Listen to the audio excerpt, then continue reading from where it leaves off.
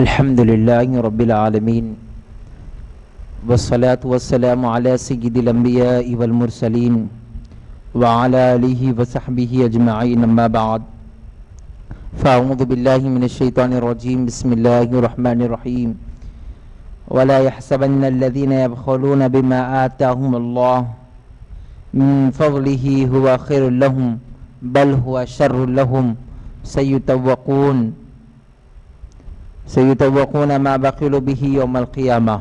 وقال عز وجل الله تعالى والذين يكنزون الذهب والفضة ولا ينفقونها في سبيل الله فبشرهم بعذاب أليم يوم يحمى عليها في نار جهنم فتكوى بها جباههم وجنوبهم وظهورهم هذا ما كنزتم لأنفسكم ما كنتم تكنزون.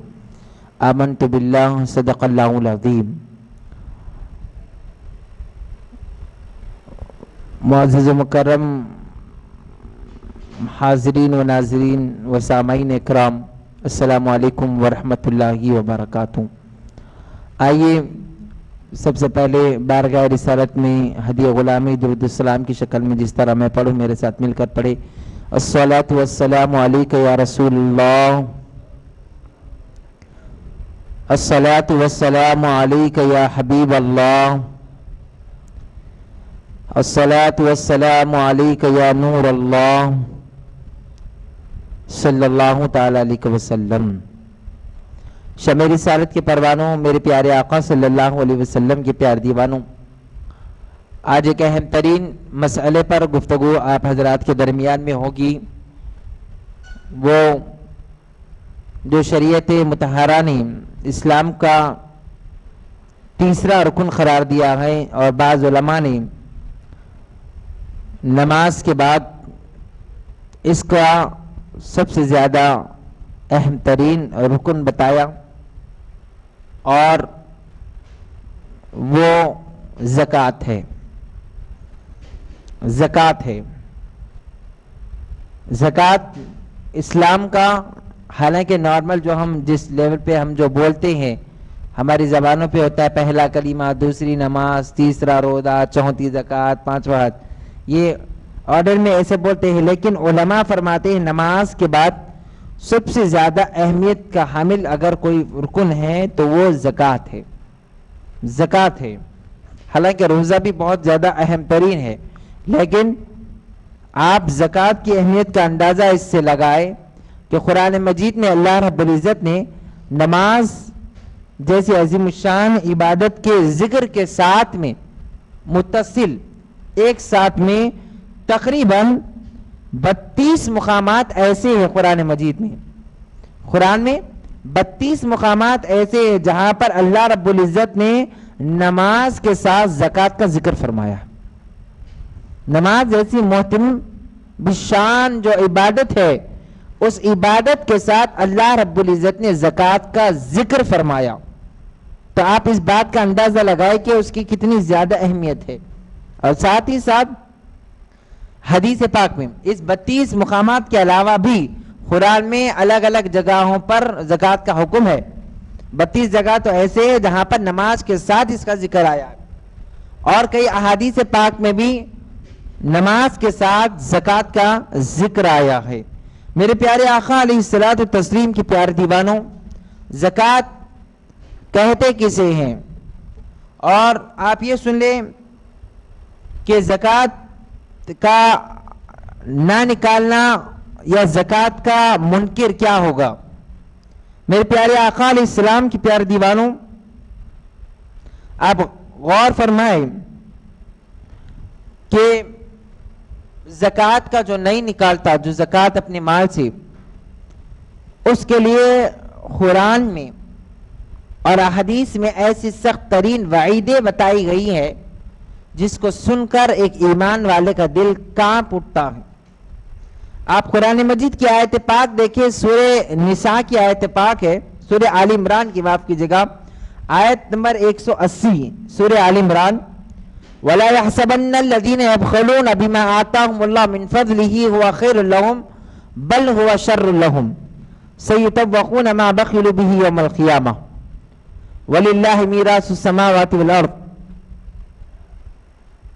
اب آپ دیکھیں اللہ رب العزت ارشاد فرماتا ہے، اور جو لوگ اللہ کے دیے ہوئے مال کی زکوٰۃ دینے میں بخل کرتے ہیں یعنی کنجوسی کرتے ہیں اور یہ نہ سمجھے کہ بخل ان کے لیے مفید ہے، یعنی میں زکوٰۃ نہیں دیتا وہ پیسہ میرے لیے اچھا ہے، اللہ پاک فرماتا ہے کہ وہ یقین کر لے کہ وہ ان کے لیے برا ہے، ہوا خیر لہم، نہیں ہے وہ شر لہم، وہ ان کے لیے برا ہے۔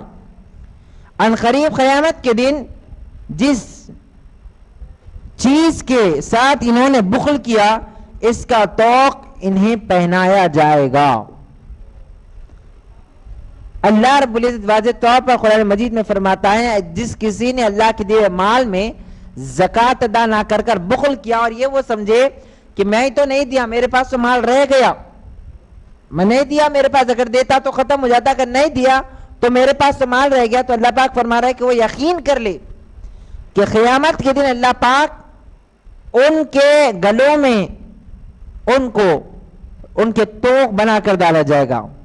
اور ایک حدیث پاک میں آیا ہے، میں آپ کو بتاؤں، اللہ کے رسول علیہ السلام فرماتے ہیں جس کو اللہ تعالیٰ نے مال دیا اور اس کی زکوٰۃ ادا نہ کرے تو قیامت کے دن اس کے سامنے ایک مار سیاہ کی شکل میں ظاہر کیا جائے گا جس کے 2 نقطے ہوتے ہیں، اس کی گردن میں لپیٹ دیا جائے گا اور اس کے دونوں جبڑوں کو پکڑ لے گا اور کہے گا میں تیرا مال ہوں، تیرا خزانہ ہوں۔ پھر اللہ کے رسول علیہ السلام نے ان آیت کی تلاوت فرمائی، وَالَّذِينَ يَكْنِزُونَ الذَّهَبَ وَالْفِضَّةَ وَلَا يُنْفِقُونَ فِي سَبِيلِ اللَّهِ فَبَشِّرْهُمْ بِعَذَابٍ أَلِيمٍ يَوْمَ يُحْمَى عَلَيْهَا فِي نَارِ جَهَنَّمَ فَتُكْوَى بِهَا جِبَاهُهُمْ وَجُنُوبُهُمْ وَظُهُورُهُمْ هَذَا مَا كَنَزْتُمْ لِأَنفُسِكُمْ مَا كُنْتُمْ تَكْنِزُونَ۔ میرے پیارے آقا علیہ السلام کے پیارے دیوانوں غور فرمائے، اللہ رب العزت فرماتا ہے اور جو لوگ سونا اور چاندی جمع کرتے ہیں اور اس کو اللہ کی راہ میں خرچ نہیں کرتے، زکوٰۃ نہیں دیتے، تو اے نبی آپ ان کو ایک دردناک عذاب کی قبر دے دیجیے، عذاب علیم، دردناک۔ وہ کیا ہوگا دردناک عذاب؟ تو اللہ رب العزت ارشاد فرماتا ہے وہ دردناک عذاب یہ ہے کہ جس دن وہ سونا چاندی دوزخ کی آگ میں گرم کیے جائیں گے۔ کون سا دن ہے؟ قیامت کا۔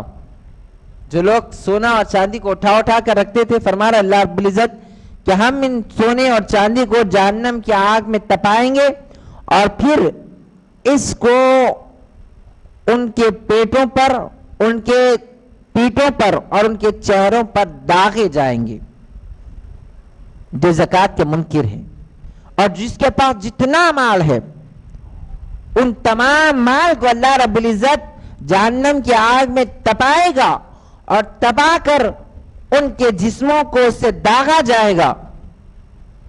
اور اب کوئی یہ کہے کہ کسی کے پاس بہت زیادہ کروڑوں اربوں روپے ہیں اور اس کا جسم اگر پیسے رکھے جائے تو جسم چھوٹا ہوگا تو سکے پر سکہ یا نوٹ پر نوٹ رکھی جائیں گی؟ نہیں، اللہ کے رسول فرماتے ہیں کہ ان کے جسموں کو پھیلا دیا جائے گا، ان کے جسموں کو پھیلا دیا جائے گا اور پھیلا کر ہر سکہ، ہر وہ مال جو تھا وہ ایک دوسرے سے لگی ہوئی نہیں بلکہ الگ الگ ہوگی۔ اس قدر دردناک عذاب انہیں دیا جائے گا۔ اور پھر اللہ پاک فرمائے گا کہ لو جس کو تم اپنے لیے جمع کیا تھا اب اس کا مزہ چکھو۔ لوگ سمجھتے تھے کہ ہم دیں گے تو ہمارے پاس ختم ہو جائے گا، اللہ پاک فرمائے گا میرے پیارے آقا علیہ السلام کے پیارے دیوانوں، بہت زیادہ سخت ترین وعیدیں آئی ہے قرآن مجید میں، حدیث پاک میں، اور پھر دینے والوں کے لیے بھی بہت بڑی بشارتیں ہیں۔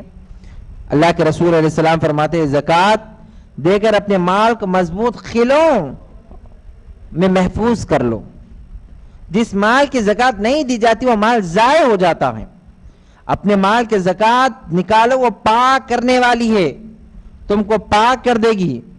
زکوٰۃ اسلام کا پل ہے، تمہارے اسلام کا پورا ہونا اپنے مال کی زکوٰۃ ادا کرنا سے ثابت ہوگا۔ زکوٰۃ بھی نماز کی طرح تمام انبیاء علیہ السلام کی امتوں پر فرض تھی، البتہ اس کی مقدار اور اس کے مال کی تحدیدات حد بندی میں ضرور اختلاف رہا۔ یعنی اسلام میں اس کے متعلق بہت آسان اور احکام موجود ہے، اگلی امتوں پر اتنی آسانی نہ تھی جتنی ہمارے پاس ہے۔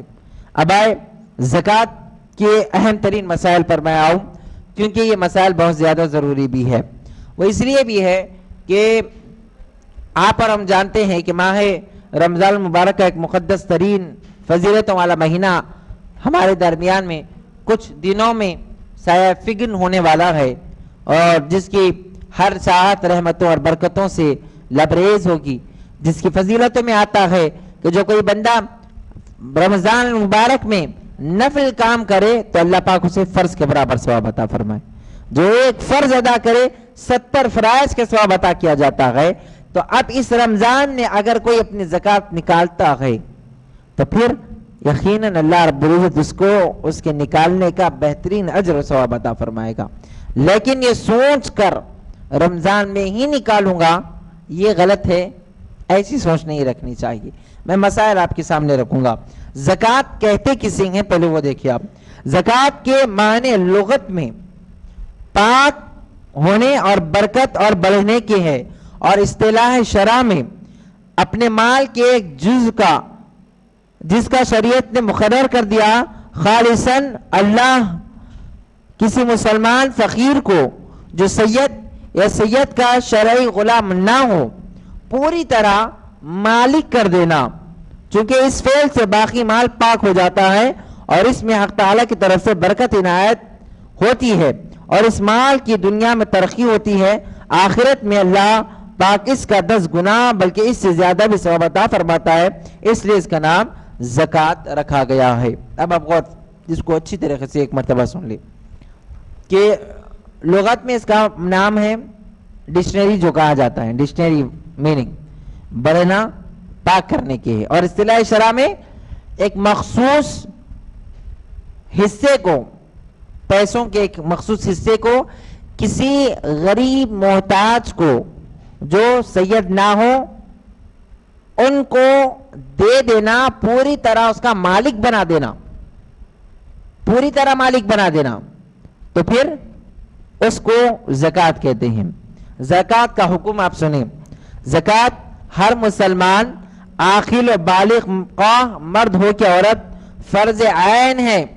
زکوٰۃ کی فرضیت کا منکر کافر ہے، اگر کوئی زکوٰۃ کا انکار کر دے تو وہ کافر ہے، اور زکوٰۃ کا ادا نہ کرنے والا فاسق بہت بڑا گنہگار ہے، اور ادا کرنے میں تاخیر کرنے والا بھی فاسق کہلائے گا، اور ادا کرنے سے روکنے والا واجب المستحق قتل ہے۔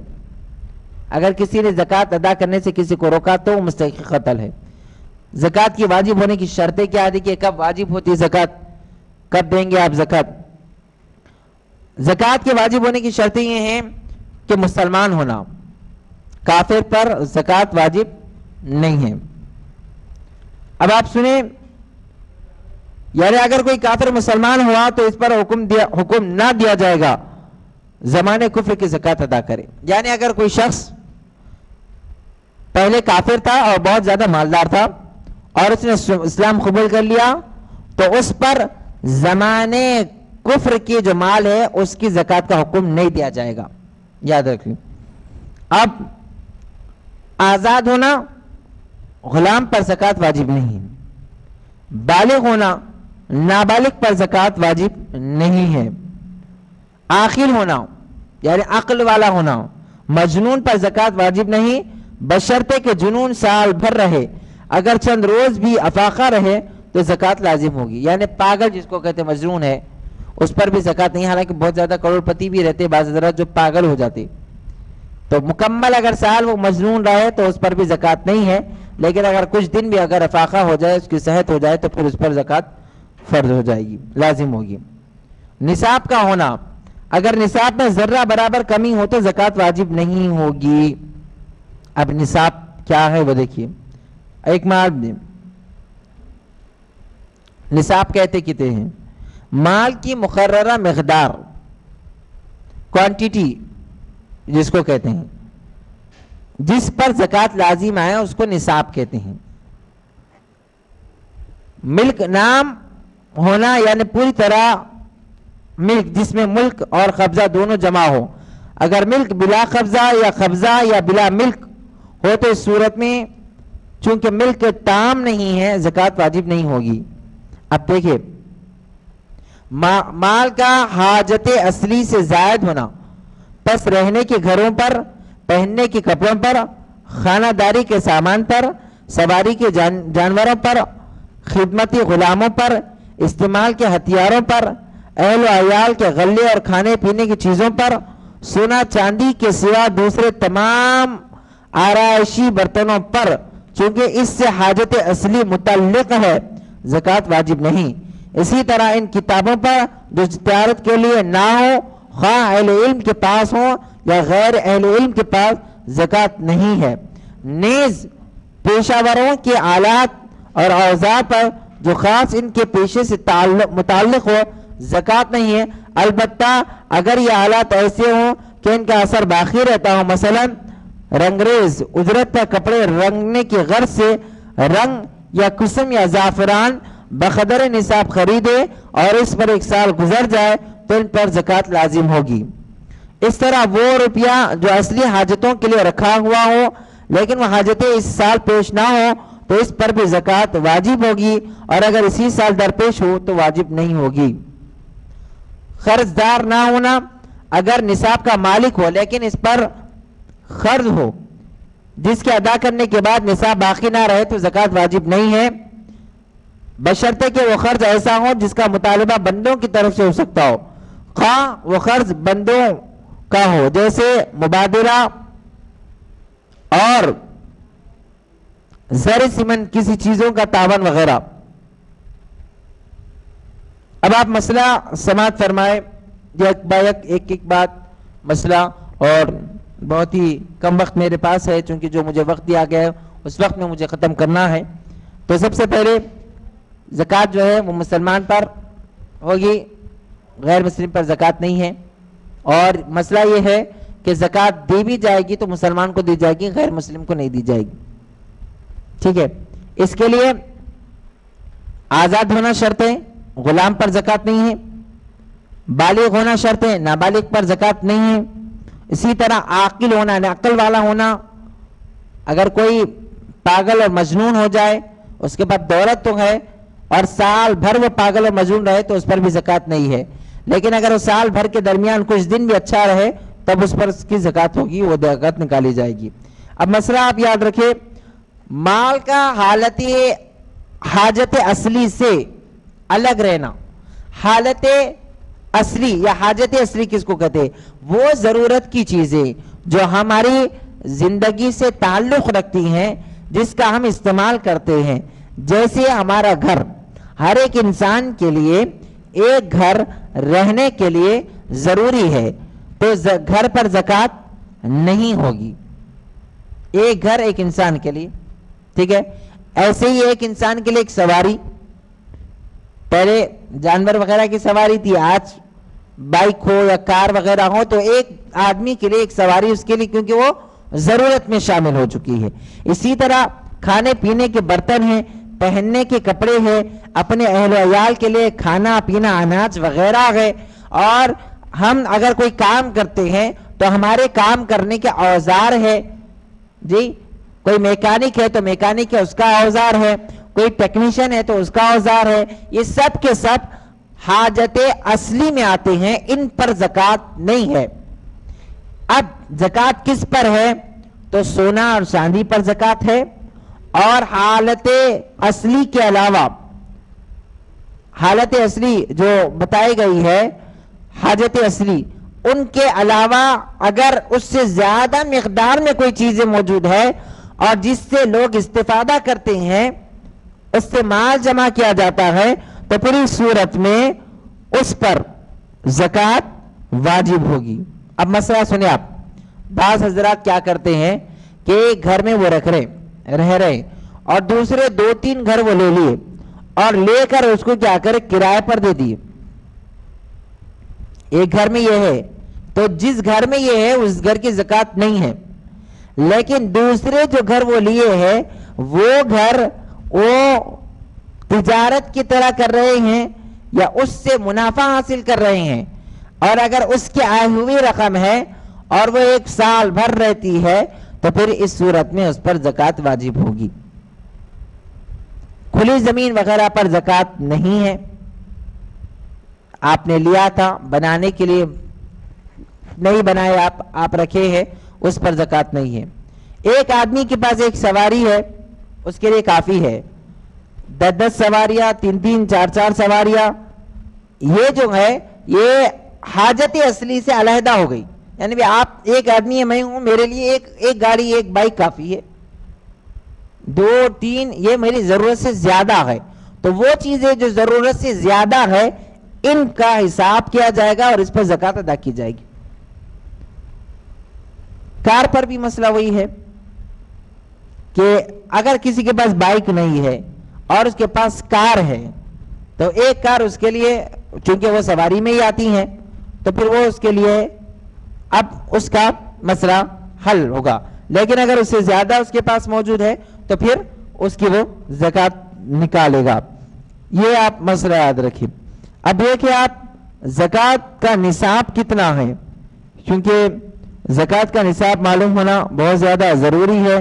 نصاب کسے کہتے ہیں اور نصاب ہے کتنا؟ دیکھ لیں آپ نصاب کتنا ہے. علماء جامعہ کے جو فتویٰ ہے اس کے مطابق 6.25 تولہ سونا، جی 6.25 تولہ سونا. اور جو شمالی ہند کے علماء ہیں ان کا فتویٰ ایک ہے، لیکن ہم چونکہ دکن کے علاقے میں ہیں تو ہم اپنے یہاں کے مسلمہ علماء کی تحقیق پر گفتگو کریں گے.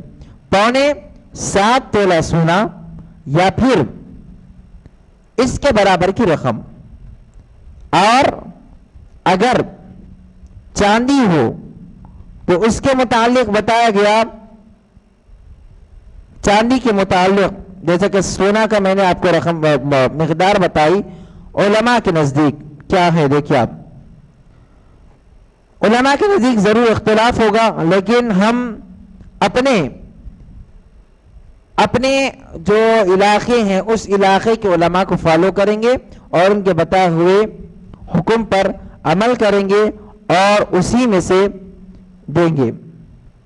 چاندی کا نصاب دیکھیں 425 گرام 285 ملی گرام، یعنی آپ دیکھ لیں اگر 425 گرام اور 285 ملی گرام اگر ان کو بتایا جائے تو میں سمجھتا ہوں اپروکس یہ سارے 42 تولہ کے قریب جائے گا. اور سونے کا جو مقدار ہے وہ یہ 6 گرام 755 ملی گرام، یعنی 7.25 تولہ. یعنی اگر کسی کے پاس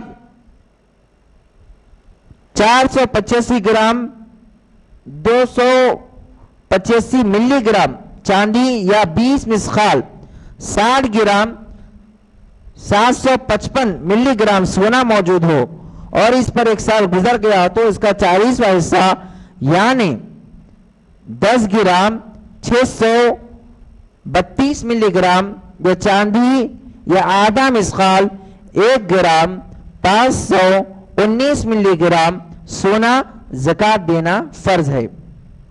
اب آپ دیکھ لیں یہ مثال واضح طور پر ہے، علماء نے اس کو ملی گرام میں بھی بتایا، تولوں میں بھی بتا دیا. 7.25 تولہ سونا یا 42.5 تولہ چاندی یا ان کے برابر کی رقم آپ کے پاس ہے اور اس پر 1 سال گزر جائے تب زکوٰۃ فرض ہے. یعنی وہ رکھے ہوا ہے اس پر زکوٰۃ 1 سال گزرنے کے بعد لازم آتی ہے. 1 سال سے پہلے نہیں ہے لیکن 1 سال کے بعد بھی نہیں ہو سکتا. جی اگر کسی کی زکوٰۃ مثال کے طور پر اپریل ہے، اپریل سے اپریل پورے اگلے مارچ کے اینڈنگ تک اس کے پاس اس مقدار کے برابر رقم یا سونا چاندی تھا تو اب اس کو اپریل میں ہی نکالنا ہوگا، وہ مئی یا جون میں نہیں نکالے گا۔ اگر تاخیر کرے گا، اگر اس دوران اللہ نہ کرے وہ اس دنیا سے چلا جائے تو پھر ایک فرض کا ادا نہ کرنے کی وجہ سے اس پر عذاب ہوگا۔ لیکن اگر کوئی کسی کی مثال کے طور پر مئی کے آخر میں زکوٰۃ نکلتی تھی یا جون میں نکلتی تھی، لیکن اس نے اپریل میں زکوٰۃ نکال دی اس امید کے ساتھ، اسے اس بات کو امید تھا کہ اس دن اس مہینے تک بھی میرے پاس یہ رقم رہے گی اور اس رقم سے کوئی غریب غربا فائدہ اٹھا لے اور رمضان کا مقدس مہینہ ہے، اگر اس نیت کے ساتھ وہ زکوٰۃ نکال دیتا ہے تو اس پر اسے اجر و ثواب بھی ملے گا۔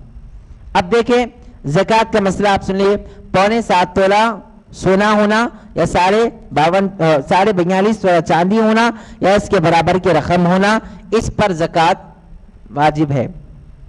سمجھ میں آ گیا آپ؟ اب دیکھیں کسی کے پاس 7.5 تولہ سونا نہیں ہے، کسی کے پاس صرف 5 تولہ سونا ہے اور ایک 20 تولہ چاندی ہے، تو اب دونوں کو، کیونکہ دونوں بھی نصاب کے برابر نہیں ہے، نہ سونا نصاب کے برابر ہے نہ چاندی نصاب کے برابر ہے، تو اب زکوٰۃ ہوگی کہ نہیں ہوگی؟ تو دونوں کو ملایا جائے گا، دونوں کو ملا کر کسی ایک نصاب کے برابر اگر ہو جائے تو پھر زکوٰۃ فرض ہوگی۔ یعنی اگر چاندی لا لے اور سونا لا لے، دونوں کو ملا لے اور دونوں کی رقم کے برابر دیکھ لے تو یہ واضح طور پر ہے کہ اس کے پر زکوٰۃ فرض ہو جائے گی، اس کو زکوٰۃ دینا ہوگا۔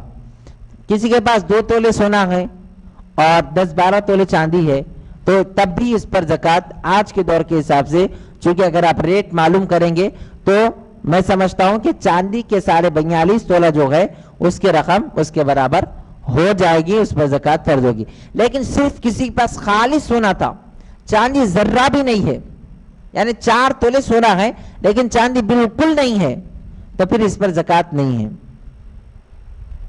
زکوٰۃ نہیں ہے۔ اور سنیں، زکوٰۃ یہ ہر سال میں ایک مرتبہ ہے، اور کب ہے؟ جب آپ کے پاس مال موجود رہنا، 1 سال پورا رہنا، تب آپ کے پر زکوٰۃ ہے واجب۔ جس سال آپ کے پاس نصاب نہیں ہے اس سال آپ کے پاس زکوٰۃ بھی واجب نہیں۔ اللہ کا فضل دیکھیں، آپ کرم دیکھیں کہ جس سال آپ مالک نصاب ہے اسی سال زکوٰۃ نکالنا ہے، جس سال نہیں ہے آپ کو اس سال نہیں ہے بالکل۔ ایسا نہیں ہے کہ ہر سال دینا ہی دینا ضروری، اور دینا بھی کتنا، دینا بھی کتنا، 40واں حصہ مال کا، 40واں حصہ۔ یعنی اگر کسی کے پاس مثال کے طور پر 1,000 روپے ہے، میں مثال بتا رہا ہوں، حالانکہ 1,000 روپے پہ زکوٰۃ نہیں ہوتی، مسئلہ بتانے کے لیے بتا رہا ہوں، تو اس کا 40واں حصہ 2.5%، 2.5%، 100 روپے میں سے 2.5 روپے زکوٰۃ نکالنا ہے صرف آپ۔ اب آپ دیکھ لیجئے 1,000 روپے میں سے اگر 2.5% بولے تو میں سمجھتا ہوں 25 روپے شاید ہوں گے، 25 روپے زکوٰۃ نکالنا ہے، اور نکال کر کرنا کیا ہے؟ اس کو ایک جگہ رکھ دیے تو غائب ہو جانا، ایسا بھی نہیں ہے، بلکہ اس زکوٰۃ کے مال سے اللہ نے فرمایا کہ اپنے مسلمان بھائی کی مدد کرو، غریب کی مدد کرو۔ اللہ کے پاس نہیں پہنچتے وہ زکوٰۃ کی رقم، آپ رکھ دیے، اچانک رمضان میں ایک ہوا چلی اور پوری زکوٰۃ کی رقم اڑ کے چلے گئی، ایسا نہیں ہے، بلکہ اس رقم کو اللہ نے ہم پر کہا کہ کسی مسلمان غریب کی مدد کرے۔ اب اس کا بھی مسئلہ میں آپ کو بتاؤں گا، تو یہ زکوٰۃ ہے۔ اب مذہب اسلام کے جتنے فرائض ہے، جتنے احکامات ہیں، ان احکامات میں آپ کو غریبوں کی مدد ملے گی، محتاجوں کی مدد ملے گی۔ زکوٰۃ ہے، کسی غریب کی مدد ہوگی۔ اگر آپ قربانی دیکھتے ہیں تو قربانی کرنے کے بعد بھی اللہ نے حکم دیا کہ اس کے 3 حصے کرو، یہ غریبوں کے لیے رکھو۔ اگر آپ نے منت مانگ لی اور کسی وجہ سے تم نے اس منت کو توڑ دیا تو اب اس پر کفارہ ہوگا، تو کفارہ کس کو دیا جائے گا؟ کسی غریب کو دیا جائے گا۔ صدقہ دیا ہے تو کس کو دیں گے؟ کسی غریب کو دیں گے۔ میرے پیارے آقا علیہ السلام کی پیروی، یہ مذہب اسلام کے پاک اصول ہے۔ زکوٰۃ، اب زکوٰۃ کا مستحق کون ہے، کس کو زکوٰۃ دی جائے گی، کس کو زکوٰۃ نہیں دی جائے گی، یہ مسئلہ سماعت فرما لیں۔ زکوٰۃ اپنے اصل اور فروع کو نہیں دی جا سکتی. ماں باپ، دادا دادی، نانا نانی، پڑنانا پڑنانی، پردادا پردادی، یہ پورے اوپر تک ان کو زکوٰۃ نہیں دی جا سکتی. فروع یعنی اپنا بیٹا بیٹی، پوتا پوتی، نواسا نواسی، یہ پورے نیچے تک ان کو زکوٰۃ نہیں دی جا سکتی. سید بنی ہاشم کو زکوٰۃ نہیں دی جا سکتی. ان کا مقام بہت زیادہ بلند و بالا ہے، افضل و اعلیٰ ہے، انہیں زکوٰۃ نہیں دی جائے گی. سادات کرام کو زکوٰۃ نہیں دیں گے. لیکن اگر آپ زکوٰۃ نہیں دیں گے سادات کرام کو، چونکہ کئی ایسے سید زادے ہیں جو سطح غربت سے نیچے زندگی گزار رہے ہیں، وہ اپنی شان کے مطابق کسی کے سامنے اپنے دست کو آگے نہیں کرتے، لیکن غربت میں ہے. تو ایسے لوگوں کے لیے ہم پر لازم ہے، یہ لازم اور یہ واجب ہے امت پر کہ وہ آل رسول، اللہ کے رسول علیہ الصلوۃ والتسلیم کی جو آل ہے ان کا خیال کرنا یہ امت پر ضروری لازم ہے. تو ہم اپنے پاک مال سے کچھ حصہ ان کے لیے بطور تحفہ اور بطور ہدیہ پیش کریں. یہ زکوٰۃ نہیں ہوگی، یاد رکھیے، سمجھ میں. پھر ایسے ہی شوہر بیوی کو اور بیوی شوہر کو زکوٰۃ نہیں دے سکتی. اگر ایسا رہتا تو کتنا اچھا رہتا. ہمارے لوگ رات میں بیوی صاحبہ کے پاس جاتے کہ بیگم یہ میری زکوٰۃ ہے آپ لے لو. صبح اٹھ کر بولتے بیگم آپ کی بھی زکوٰۃ نکالنا ہے مجھے دے دو. یہ مسئلہ ہی نہیں ہے. نہ تو شوہر بیوی کو دے سکتا ہے اور نہ بیوی شوہر کو دے سکتی ہے. زکوٰۃ میں یہ مسئلہ نہیں ہے. اسی کے طرح اب اس کے حقدار کون ہیں؟ زکوٰۃ کے حقدار کون ہیں؟ تو زکوٰۃ کا سب سے پہلا حقدار یاد رکھیں آپ کا سگا بھائی ہے.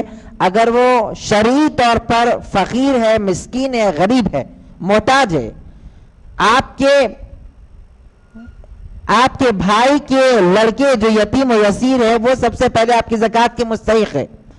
آپ کی بہن اگر وہ غریب ہے تو وہ سب سے پہلے آپ کی زکوٰۃ کے مستحق ہے.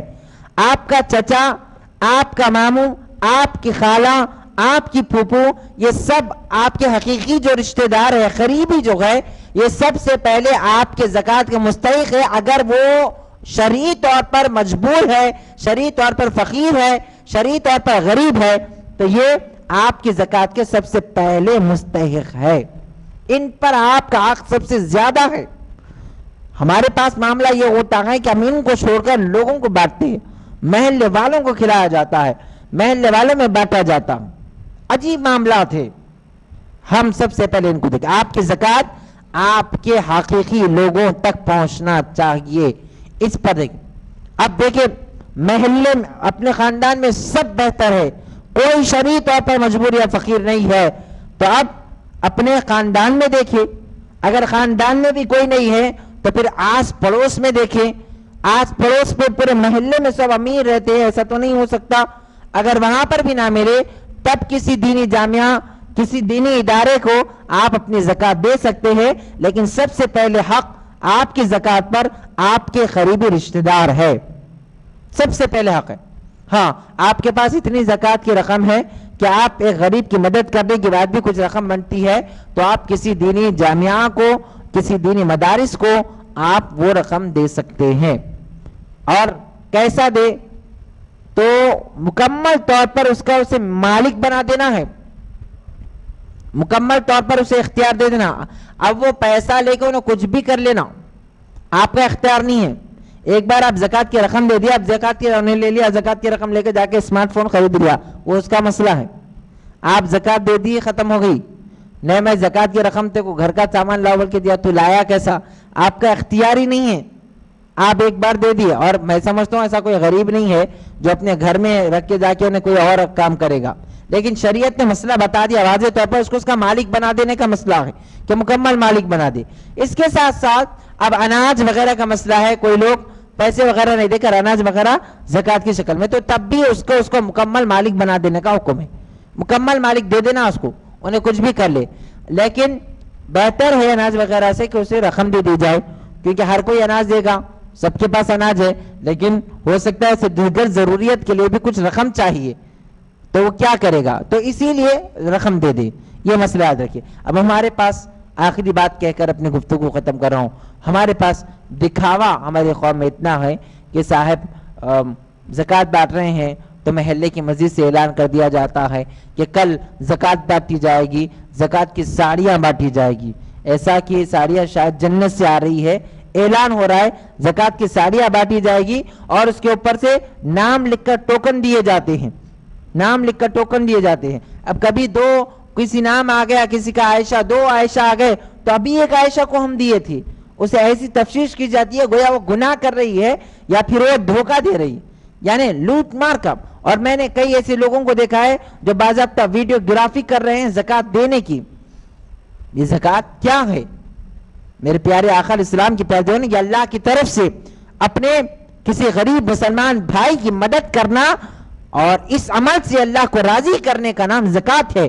لیکن اگر کوئی اس پر دکھاوا کرے، لوگوں کو بتائے کہ میں نے ایسا کیا، میں نے ایسا کیا، میرے پیارو اللہ کے پاس یہ قابل قبول عمل نہیں ہے، بلکہ آپ جس کو دے رہے ہیں وہ بہتر جانتا ہے، اور دینے والا اور دیکھنے والا رب کی ذات بہتر جانتی ہے۔ پہلے بڑے بزرگ کہتے تھے نیکی کر اور دریا میں ڈال، یعنی نیکی ایسی کر کے لوگوں کو پتہ نہ کرے، دریا میں بہہ جائے۔ لیکن آج ہمارے پاس قوم مسلم کا معاشرہ ایسا ہو گیا کہ نیکی کر اور فیس بک پر ڈال، نیکی کر واٹس ایپ پر ڈال، نیکی کر کوئی سوشل میڈیا پر ڈال تاکہ میں نے زکوٰۃ دے دی ہے۔ ایک واقعہ یاد آتا ہے کہ حضرت امام حسین سرکار سیدنا امام حسین رضی اللہ تعالیٰ عنہ کے سامنے کسی نے حاتم طائی کی سخاوت کا ذکر کیا۔ بہت بڑی سخی تھی حاتم طائی، بہت بڑے سخی، اور حاتم طائی کے جو گھر تھا ان کے گھر کے 40 دروازے تھے، اور اگر کوئی مانگنے والا پہلے دروازے سے آتا تو حاتم طائی اس کو دیتے تھے، دوسرے سے آتا تو دیتے تھے، تیسرے سے آتا تو دیتے تھے، اس طرح 40 دروازوں سے وہ مانگنے والا آتا تو اس کو دیا جاتا تھا، منع نہیں کرتے تھے، اس کو دیتے جاتے تھے، دیتے جاتے تھے۔ آپ جانتے ہیں کہ اگر ہمارے گھر کے 2 دروازے ہیں، ایک دروازے سے ہم نے دیکھ لیا دے دیا، دوسرے دروازے سے اگر اس نے کھٹکا مارا اور اگر ہم نے دروازہ کھولا تو ہمیں چہرہ دیکھ کے واپس پلٹ جاتا ہوں کہ ہاں آلریڈی پہلے سے یہ مجھے دے چکا ہے۔ لیکن حاتم طائی کی سخاوت کا ذکر چل رہا تھا، اور کس کے سامنے چل رہا ہے؟ اللہ اکبر، جس کے گھر سے سخاوت کے جو نہریں ہیں وہ بہتی ہے، اور جس کے گھر کے سخاوت کے صدقے اور ٹکڑے دنیا صبح قیامت تک کھائے گی، ان کے سامنے چل رہا ہے، سیدنا امام حسین کے سامنے۔ حضرت سرکار امام حسین نے کہا کہ حاتم طائی کی سخاوت اپنی جگہ ہے، لیکن حاتم طائی کی سخاوت میرے نانا جان کی سخاوت سے مقابلہ نہیں کر سکتی ہے۔ حاتم طائی کی سخاوت اپنی جگہ، لیکن مصطفیٰ جان رحمت کی سخاوت کے سامنے نہیں ہو سکتا، اور کہا کہ یقیناً حاتم طائی کے گھر کے 40 دروازے ضرور ہو سکتے ہیں اور 40 دروازوں سے ضرور دے سکتے ہیں، لیکن سنو، میرے نانا کے گھر کا ایک ہی دروازہ تھا، میرے آقا کے جو بارگاہ تھا اس کا ایک ہی دروازہ تھا، اور سنو اس کا عالم یہ تھا کہ جب کوئی وہ ایک دروازے پر آتا تو میرے نانا اتنا نوازتے کہ مانگنے والے کو دوسرے دروازے پر جانے کی ضرورت ہی نہیں پڑتی، وہ اپنی سخاوت میں دیتے جاتے ہر دروازے سے، لیکن یہاں پر ایک ہی دروازے سے اتنا دیا جاتا کہ مانگنے والے کو دوسرے دروازے پر جانے کی ضرورت نہیں پڑتی۔ یہ سخاوت مصطفیٰ ہے۔ میرے پیارے آقا علیہ السلام کی پیارے دیوانوں، ہم ان کے امتی ہے، تو ایسے دکھاووں سے بچے، اللہ کے لیے ایسے دکھاووں سے بچے، اپنی زکوٰۃ مستحقوں تک پہنچائے، اور رمضان المبارک سے پہلے کوشش کرے اپنی زکوٰۃ ان مستحقوں تک پہنچائے، ان غریبوں تک پہنچائے۔ ہمارے لوگوں کا عالم یہ ہوتا ہے 10 اور 15 روزے گزرنے کے بعد یاد آتا ہے کہ زکوٰۃ نکالنا ہے، جب کوشش کرتے ہیں، سوچتے ہیں، فون کرتے ہیں، لوگوں کو پوچھتے ہیں، علماء سے پوچھتے ہیں کہ زکوٰۃ کتنی نکالنا ہے، اور نکالنے تک رمضان قریب ختم ہو جاتا ہے۔ میرے پیارو، اگر وہی جو صحابہ کا عمل تھا، صحابہ کرام کو کیا نہیں پتا تھا کہ رمضان میں زکوٰۃ نکالنے پر کتنا ثواب ہے؟